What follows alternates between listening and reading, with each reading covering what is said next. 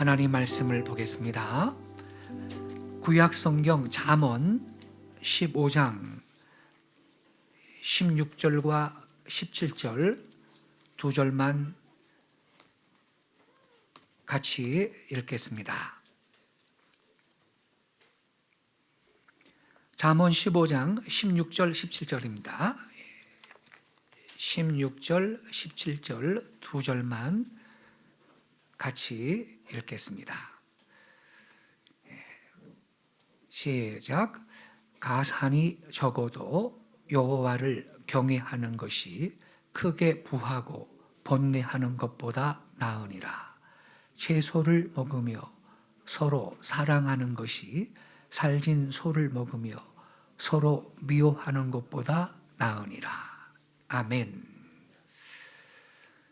5월달은 가정의 달입니다. 그래서 이 시간에는 이 본문 말씀을 중심으로 행복한 가정, 이러한 제목 아래 말씀을 드리도록 하겠습니다. 한 청년이 어느 날 유대인 랍비를 찾아와서 물어봤습니다. 랍비 선생님, 가정이란 뭡니까? 이렇게 질문을 했어요. 그 랍비가 대답을 했습니다. 가정은 메누카입니다. 그랬어요. 메누카입니다. 메누카란 히브리어로 안식의 터전이란 뜻입니다. 안식의 터전, 즉 가정이란 한마디로 안식할 수 있는 장소라는 뜻입니다. 그 청년이 다시 질문을 했습니다. 선생님, 영원한 안식은 천국에 가야만 있는 거 아닌가요? 그랬습니다. 랍비가 대답을 했습니다. 그렇습니다. 영원한 안식은 천국에 가야만 있죠. 그러나 매일매일의 안식은 바로 가정에 있습니다. 그랬어요. 그렇습니다, 여러분. 우리 하나님께서는 가정을 통해서 안식과 평안과 행복을 누리도록 하셨습니다. 그런 거로 가정은 하나님께서 우리 인생들에게 주신 은혜의 선물인 것입니다. 하나님은 저와 여러분이 행복한 삶을 살아갈 수 있도록 가정을 주신 겁니다. 이 가정의 행복은요, 물질보다도 세상의 성공과 명예나 지위보다도 더 소중한 것입니다. 근데 오늘 본문은 가정이 어떻게 하면 행복할 수 있는가에 관해서 아주 귀한 말씀을 우리에게 전해주고 있습니다. 우선 16절에서는 가산이 적어도 여호와를 경외하는 것이 크게 번뇌하고 부하고 번뇌하는 것보다 낫다 그랬어요. 좋은 가정이냐 아니냐, 이것은 재산의 유무 또는 다소에 달린 것이 아니라고 가르쳐주고 있는 것입니다. 가산이 적어도 여호와를 경외하는 것이 크게 부하고 번뇌하는 것보다 낫다.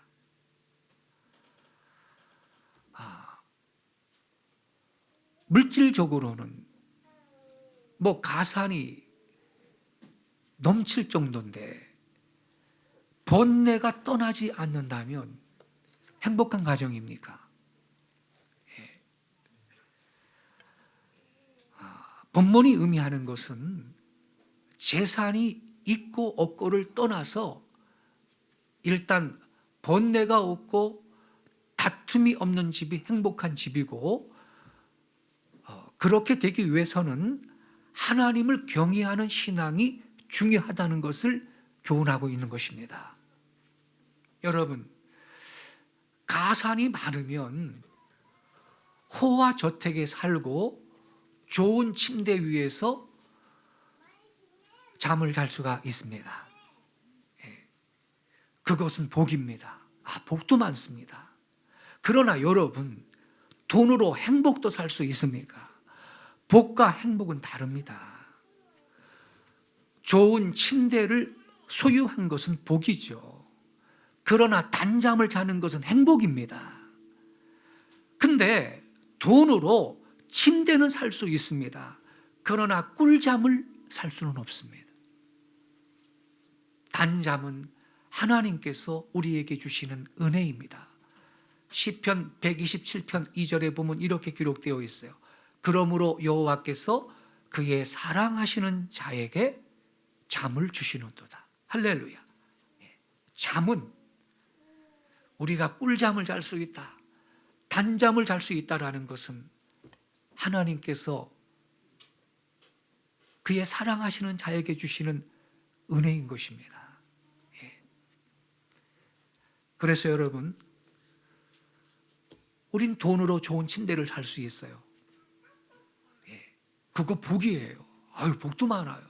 좋은 침대.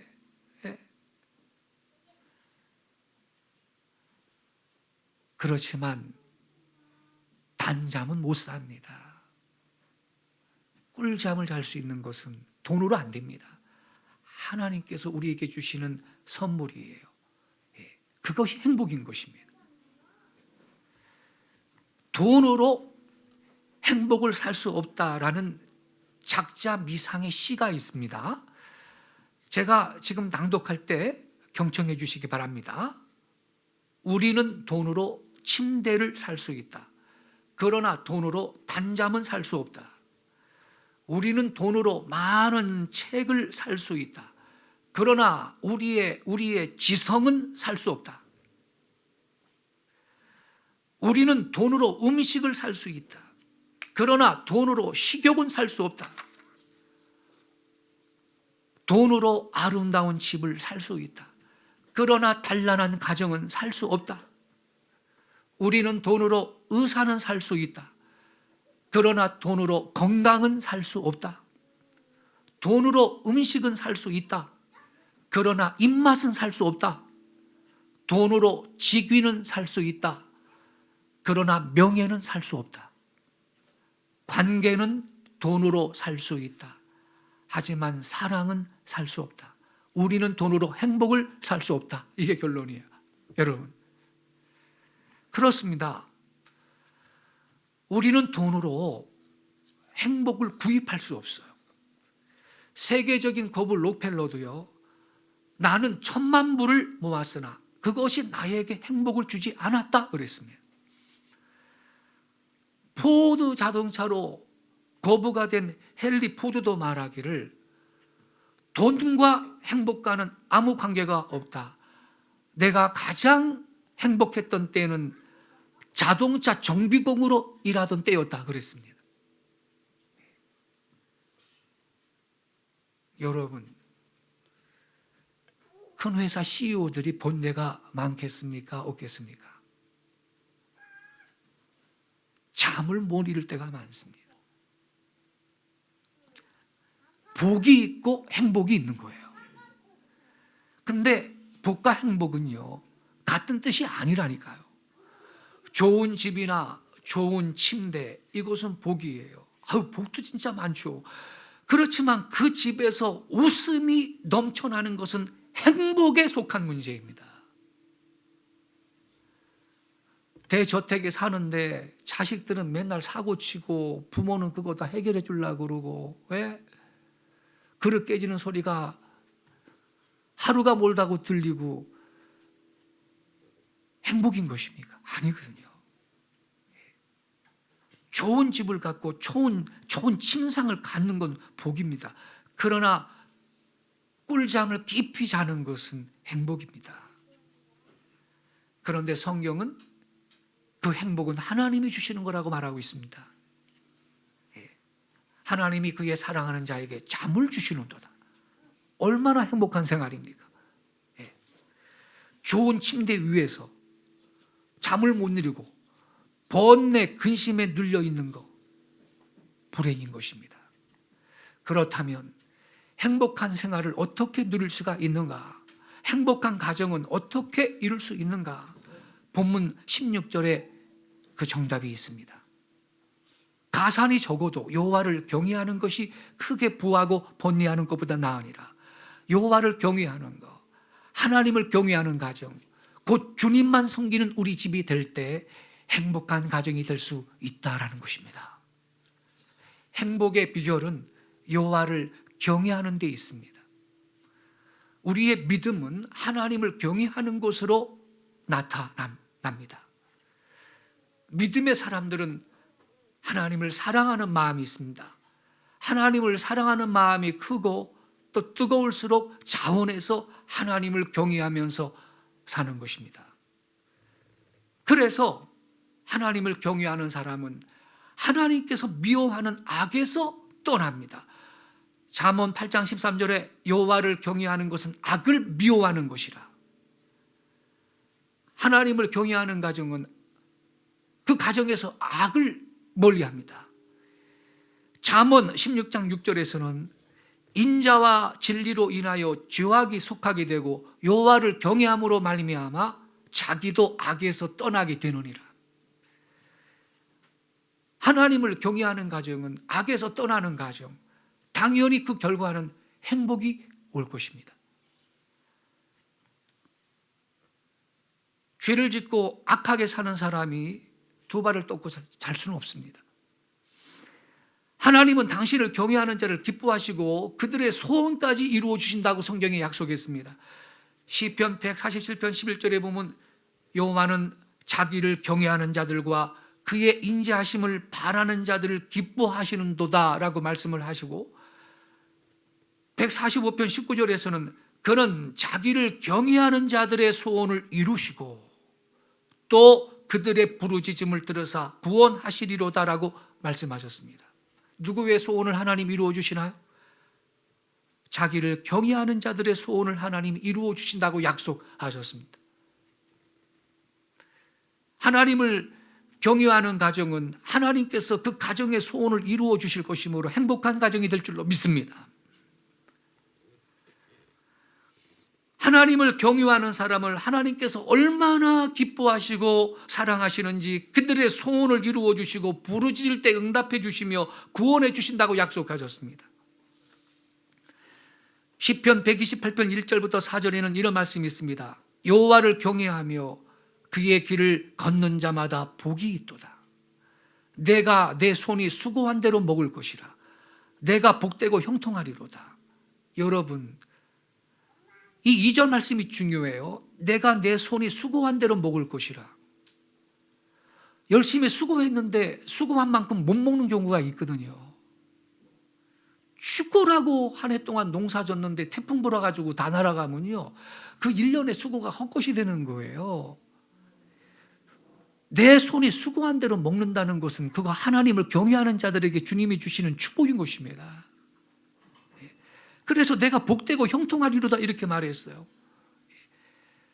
3절에는 이렇게 기록되어 있습니다. 내 집 안방에 있는 내 아내는 결실한 포도나무 같으며 내 식탁에 둘러 앉은 자식들은 어린 감람나무 같으리로다.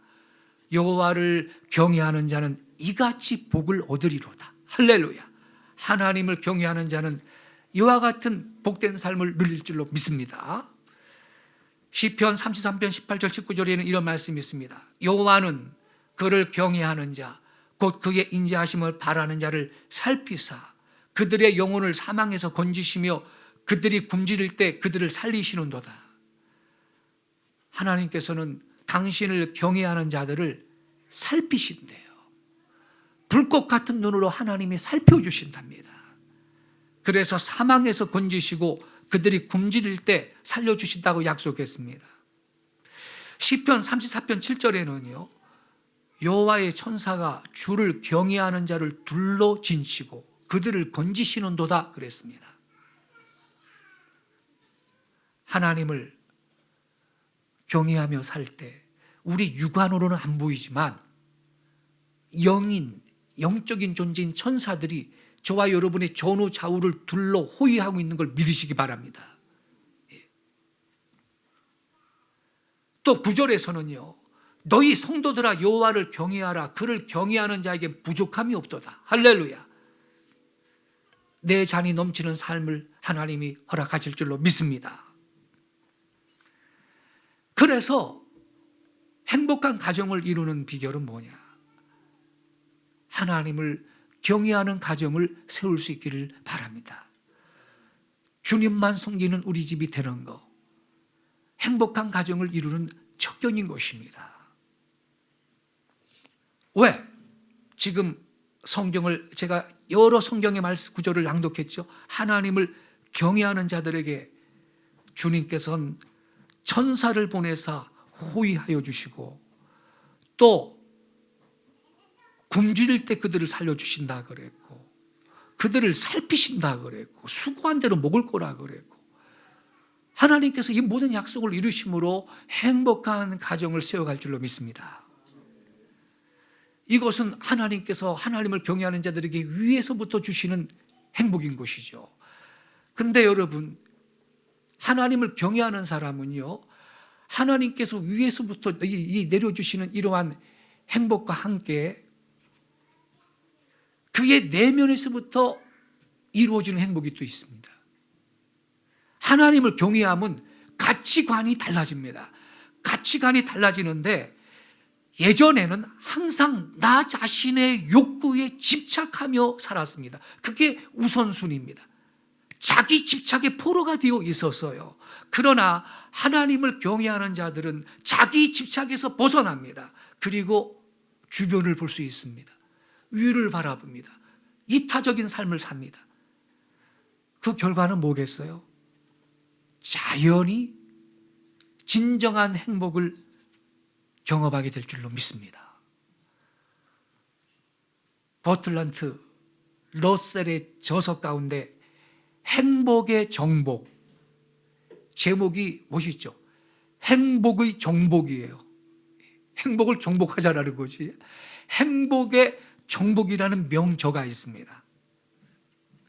이 책에서 러셀은 행복이 당신 곁을 떠난 이유, 목차 하나가 아예 행복이 당신 곁을 떠난 이유예요. 목차 하나가. 행복이 당신 곁을 떠난 이유, 그게 뭔지를 가르쳐주고 있어요. 알고 싶으세요, 여러분? 혹시 나는 좀 행복이 좀 부족한 것 같다라고 느끼는 분 여기 계신가요? 이 러셀이 행복이 당신 곁을 떠난 이유, 이거를 설명을 했어요. 불행의 원인이 무엇인지 가르쳐주고 있어요. 그게 뭐냐? 수많은 사람들이 자기 안에 갇혀있기 때문이라고 지적했어요. 자기 안에 갇혀있다. 당신은 자기 안에 갇힌 사람이다. 이걸 지적하고 있어요. 그래서 불행하게 살고 있다는 겁니다. 그런 거로 자기 집착에서 나와라. 자기 집착에서 나와야 당신 곁을 떠난 행복이 다시 돌아올 거다. 이렇게 가르쳐주고 있어요. 이렇게 말합니다. 행복해지려면 음식, 주택, 건강, 사랑, 성취, 그리고 소속 집단으로부터 존중을 받는 외적인 여건들도 중요하지만 이것에 앞서 자기 집착으로부터 벗어날 수 있는 그 마음이 먼저 중요하다.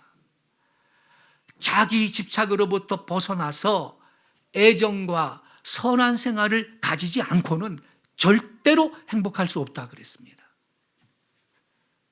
우리는요, 나의 목적을 성취하기 위해서 내 이웃을 돌아볼 겨를도 없이 목표를 향해서 전력 질주를 합니다. 거기에 불행이 있는 겁니다. 자기 집착으로부터 벗어나서 애정과 선한 생활을 가지지 않고는 절대로 행복할 수 없다. 그래서 러셀은요, 자기 안에 이 갇힌 사람들, 자기 집착에서 나와라. 그리고 좀 주변을 보라는 거예요. 선한 생활을 하라는 거예요. 사랑을 나누는 삶을 살라는 거예요. 그때 행복할 수 있다는 거예요. 앤소니 멜로는요, 이런 말을 했어요. 행복은 가까이에 있다. 언제나 충분히 행복할 수 있는데도 불구하고 행복을 느끼지 못하는 것은 잘못된 집착 때문이다. 그렇게 말했어요. 여러분, 환경을 바꾸어서 행복이 오리라고 생각해요. 많은 분들이. 그렇지 않습니다. 직장도 바꿔보고 사람도 바꿔보고 마누라도 바꿔보고 남편도 바꿔보고 그래 봐야 마찬가지입니다. 혹시나 잘 바꿨다고 칩시다. 그걸 복이라고 할 수 있을지는 모르겠지만 행복은 아닙니다. 행복할 수가 없는 겁니다. 멜로는 계속해서 이렇게 지적했습니다. 집착을 버리지 않고는 절대로 행복할 수 없다. 돈이 있어야 행복하고 더 가져야 행복할 것이라고 하며 돈에 의존하고 있다. 소유에 의해서 행복이 올 것인가? 이렇게 질문했어요. 여러분, 답이 뭡니까? 소유에 의해서 행복이 올 것인가? 이분이 계속 이렇게 말해요. 그것은 끝이 없다. 그것은 끝이 없다. 돈을 많이 가질수록 더 많이 가지려고 그러는데, 그렇죠, 여러분? 그래서 이렇게 결론적으로 말합니다. 그런 집착을 버려라. 만약 여기에 집착하면 사랑도 인간 관계도 인격도 다 망가지고 마는 거다 그랬습니다.